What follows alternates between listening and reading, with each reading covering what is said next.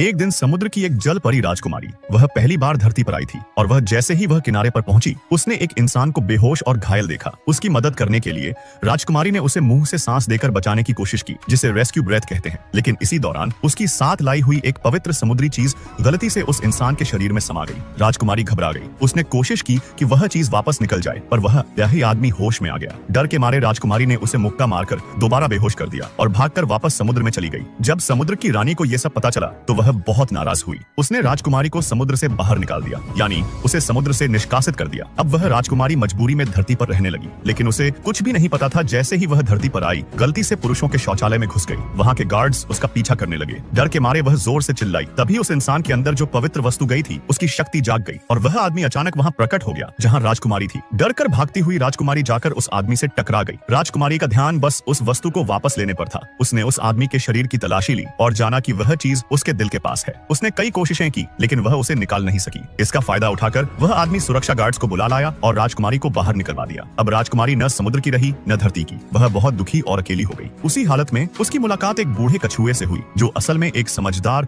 और जादुई समुद्री कछुआ था। उसने बताया कि अब वह पवित्र वस्तु उस आदमी के दिल से जुड़ चुकी है और अब वही वस्तु तभी निकलेगी जब वह आदमी सच्चे दिल से राजकुमारी से प्यार करेगा। राजकुमारी को यह बात गलत समझ में आ गई। उसे लगा कि अगर वह बहुत रोएगी तो शायद वह आदमी उसे प्यार करने लगेगा। उसने प्याज और तीखी सरसों खाकर खुद को रुलाने की कोशिश की। अजीब बात यह हुई कि दूर कहीं वह आदमी भी रोने लगा।